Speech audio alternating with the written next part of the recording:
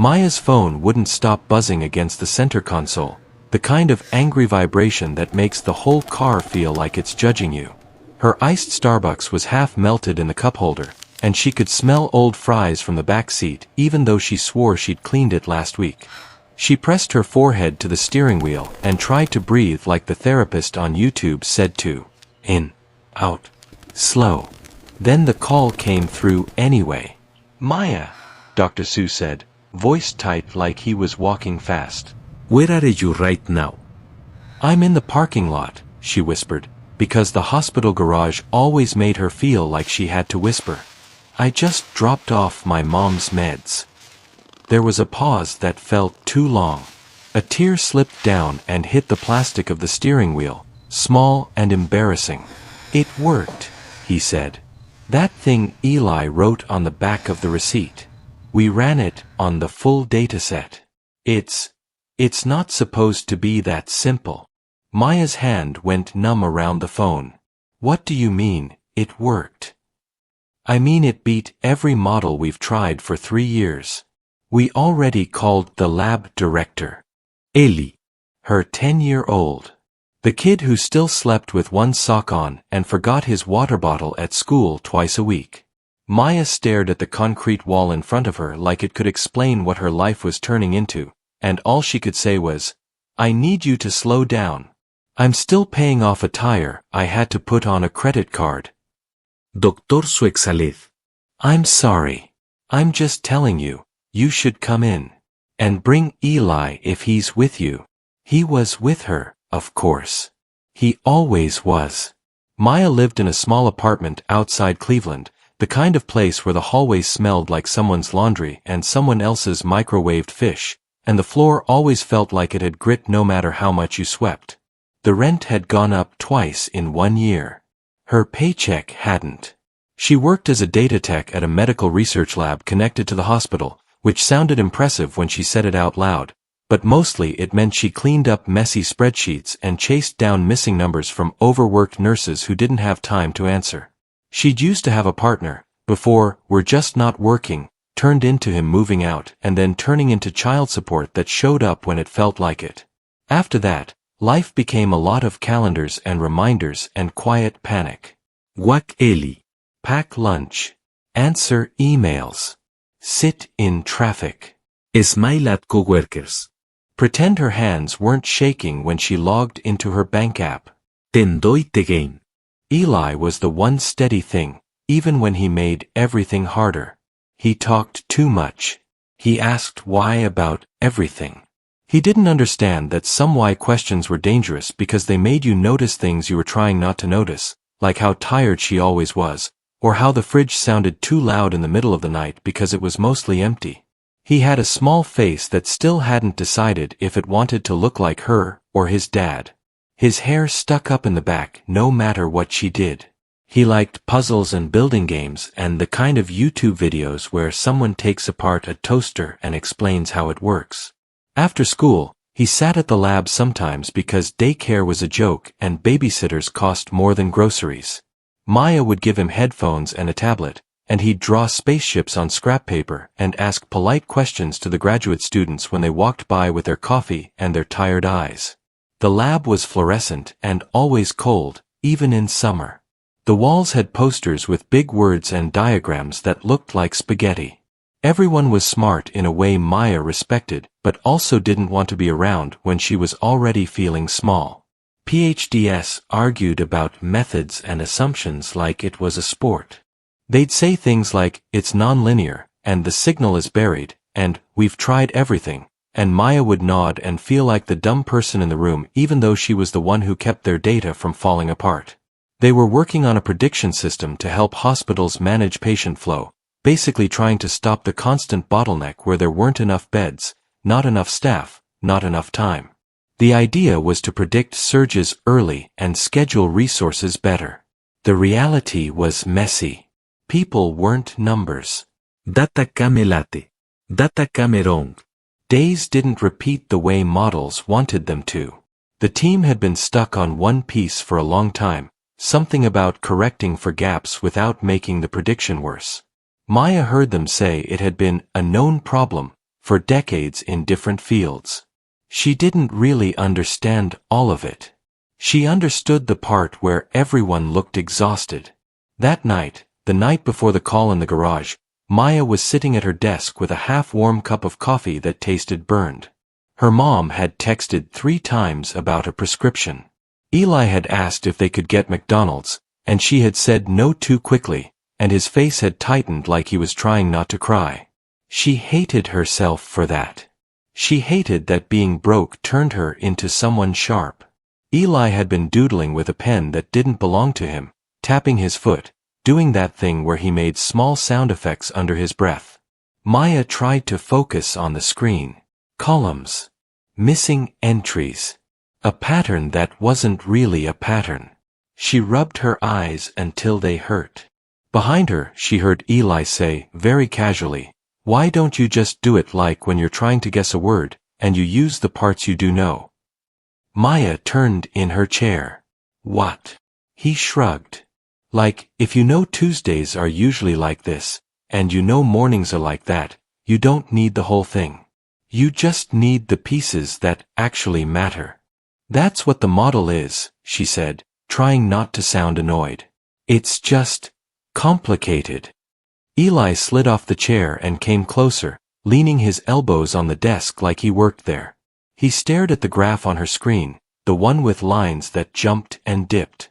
He squinted like he was reading a comic. "Your line freaks out," he said. Because you're making it freak out. Maya blinked. I'm not making it freak out. He pointed at a blank section. "Right there. You don't know. So you fill it in like it's normal. But it's not normal.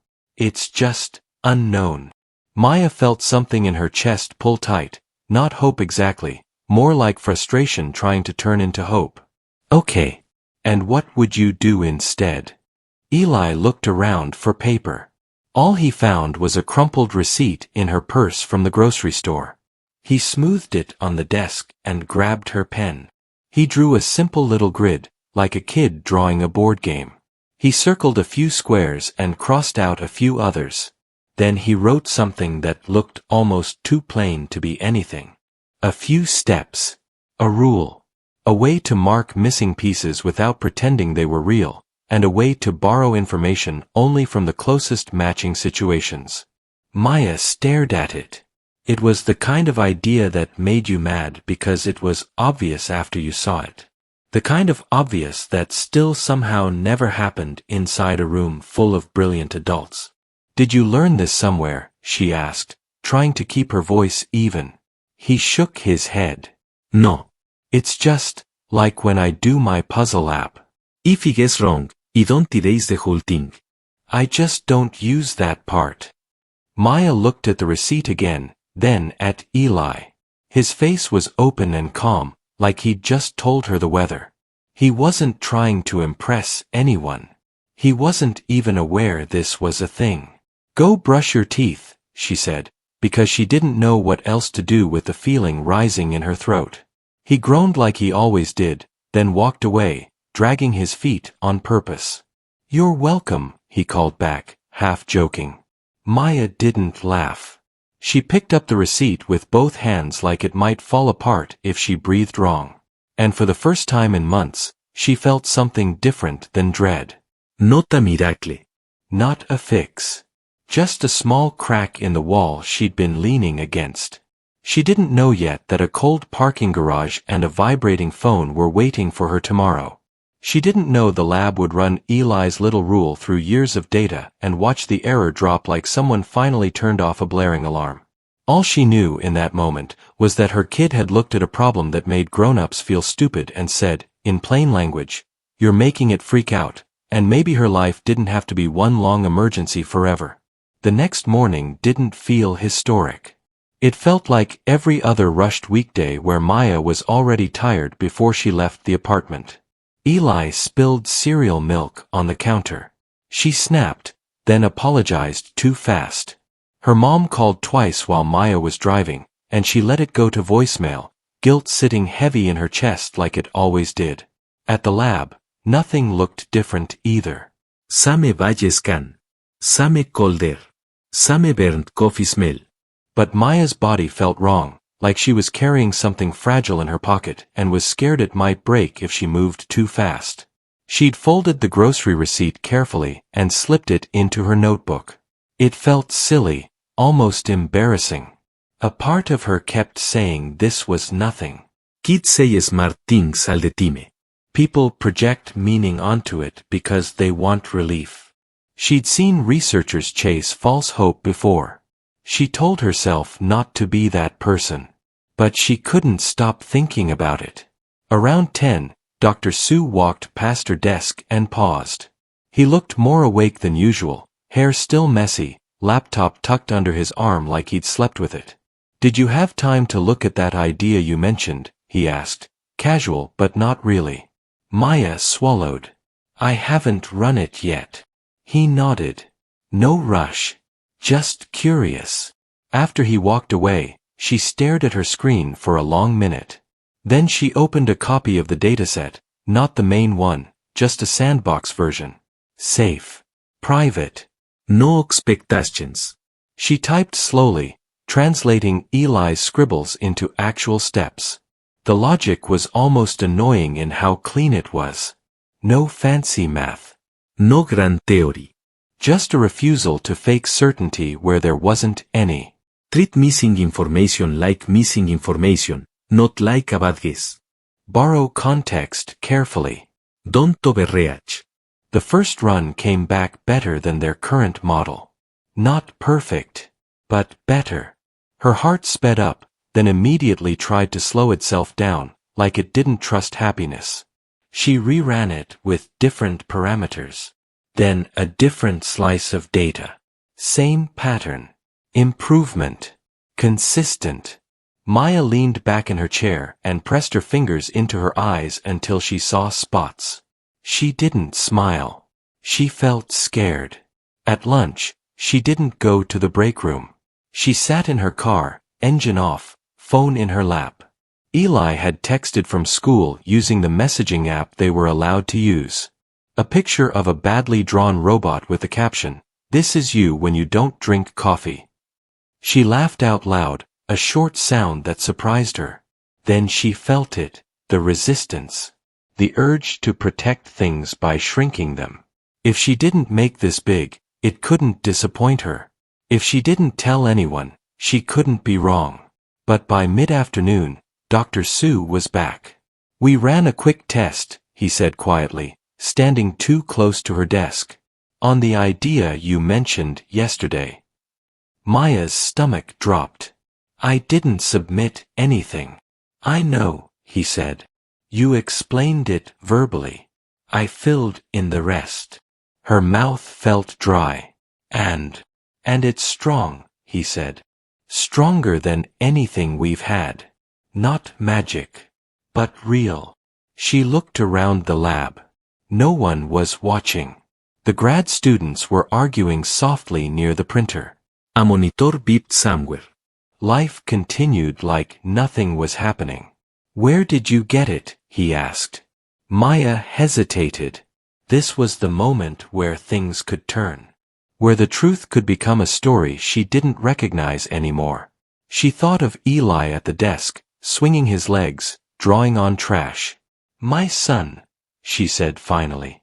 "He was looking at my screen." Dr. Sue blinked. "Your son. He's 10, she added, because she didn't know why she did. There was a long pause. Not awkward. Just quiet.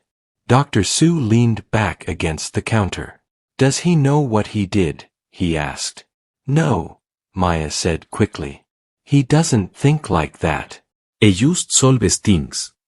Dr. Sue nodded slowly. "That makes sense." She waited for him to laugh. Or question it. Or say something about coincidence. He didn't.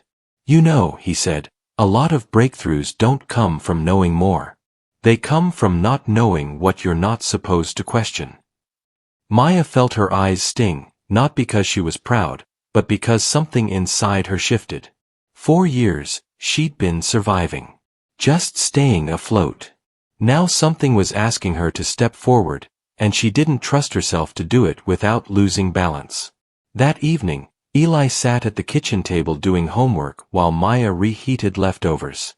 The microwave hummed louder than it should have. The apartment lights flickered once, then steadied. "Mom," Eli said, pencil tapping. "Why do adults make things so hard?" She laughed softly. "Because we're scared of being wrong." He thought about that. Being wrong isn't that bad. You just fix it. Maya leaned against the counter and watched him chew the eraser of his pencil. He didn't know about the meetings already being scheduled.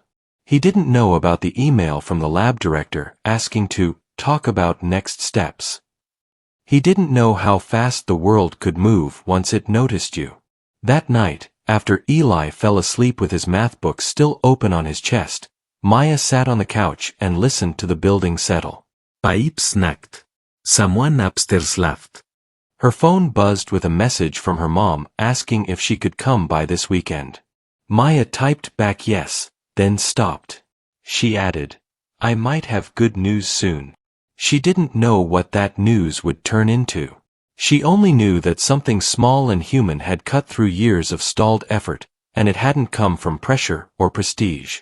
It had come from a kid who wasn't trying to prove anything. And that scared her more than failure ever had, because now she had something worth protecting.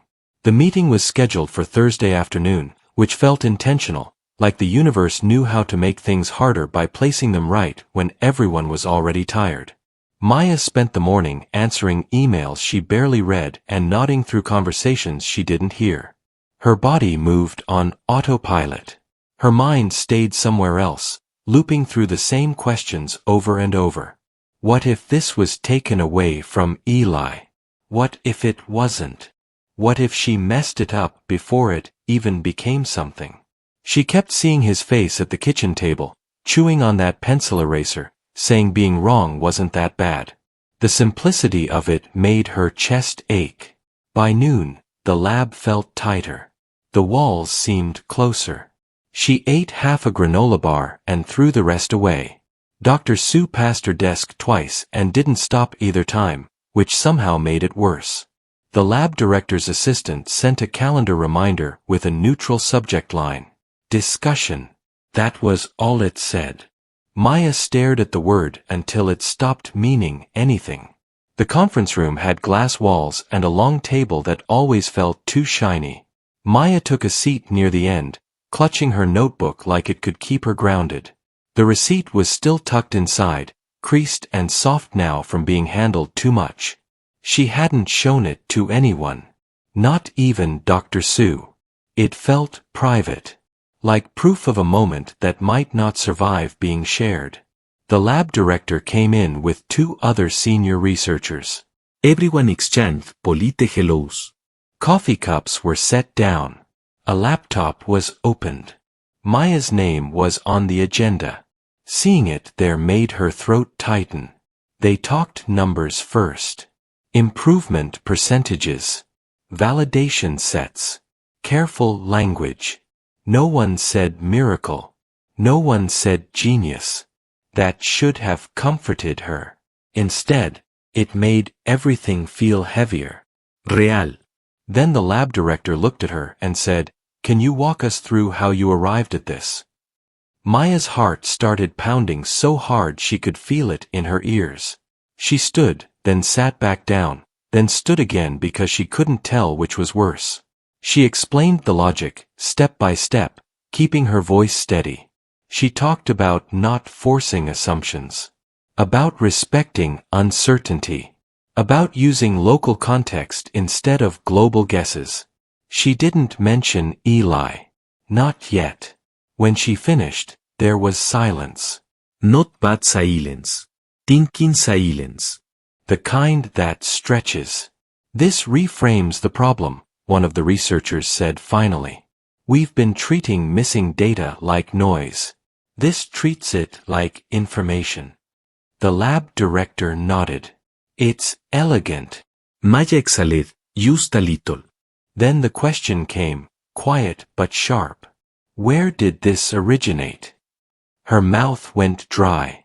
She felt every reason to line up neatly in her head. She could say it was an intuition. A synthesis of ideas. A side project. The truth was messy. The truth involved a child who didn't belong in this room, whose life was already complicated enough. She thought about Eli being pulled into adult conversations. About headlines she didn't want. About expectations she couldn't manage. About how quickly something beautiful could become a burden. It started at home, she said carefully. The lab director raised an eyebrow. Meaning? Maya closed her eyes for half a second. When she opened them, she knew she couldn't do it halfway. My son, she said. He's 10. He looked at a draft and made an observation that unlocked the approach. The room changed. Not dramatically. Subtly. People sat back. Someone smiled without meaning to. Someone else frowned, thinking ahead to complications. A child, one researcher said, not dismissive, just surprised. Yes, Maya said. Her voice didn't shake. That surprised her. There were questions after that. Not about Eli's intelligence, but about attribution. About ethics. About protection. About how to acknowledge contribution without turning a kid into a spectacle. The seriousness of it all pressed down on her. This wasn't a cute anecdote. This was something that would ripple outward, whether she wanted it to or not. After the meeting, Maya went to the bathroom and locked herself in a stall. She sat on the closed lid and stared at the door. Her hands were shaking now. She let them. She let herself feel it. She wasn't scared of the work. She was scared of what it meant to be seen. On the drive home, traffic crawled. The radio played a song she didn't recognize. She turned it off. The silence felt safer. At a red light, she checked her phone and saw a missed call from Eli's school. Her chest tightened. She called back immediately. He's fine, the secretary said. He just left his jacket again. Maya laughed, a sound that came out almost hysterical. Thank you, she said. Ella brinit temaro. At home, Eli was on the couch, building something out of old cardboard and tape. He looked up when she came in. Did you have a weird day? He asked. Yes, she said, dropping her bag. Very. Good weird or bad weird? She sat next to him. I don't know yet. He nodded, accepting that. That's okay. Later, after dinner and showers and the usual small battles about bedtime, Maya lay awake staring at the ceiling. The building hummed around her. Her phone sat face down on the nightstand, heavy with unread emails she knew were waiting. She thought about control. About how little of it she actually had. About how protecting Eli didn't mean hiding him from the world forever.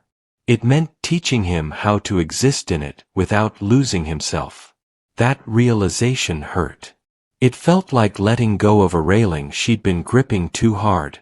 In the dark, she reached for the receipt in her notebook and smoothed it out one more time. It wasn't magic paper. It was just proof of a moment where curiosity met honesty and something shifted. Tomorrow, she would have to make choices. About boundaries. About credit. About how to move forward without rushing. For now, she let herself breathe and admit the truth she'd been avoiding. She was afraid not because things might fail. She was afraid because they might actually work. The emails didn't stop overnight, but Maya learned quickly that she didn't have to answer them all at once. That realization came on a Friday morning when she woke up early, before Eli, and sat at the small kitchen table with a mug of coffee she actually finished while it was hot. The light through the blinds made thin lines on the wall. Nothing about the moment was impressive. It just felt calm. And calm had become rare enough to notice. She'd spent the last few days saying the same sentence over and over in different ways. We want to move carefully. He's a child. This isn't about headlines. Some people understood immediately. Others needed reminders. A few pushed anyway, not out of cruelty, but out of habit. Academia rewarded speed and recognition. Maya was learning how to slow things down without apologizing for it. The lab agreed to credit the work in a way that acknowledged the origin without turning Eli into a symbol. Internal documentation. Ethical review. No press. Not yet. Maybe never. The model would be implemented quietly, tested slowly, the way things that mattered should be.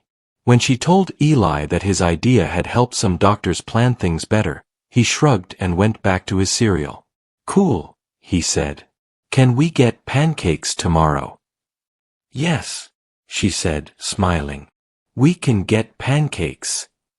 That weekend, Maya took him to a diner they hadn't been to in years because it felt like an unnecessary expense. The kind with cracked vinyl booths and a chalkboard sign advertising pie. She ordered without doing mental math the whole time. It wasn't that she suddenly had more money.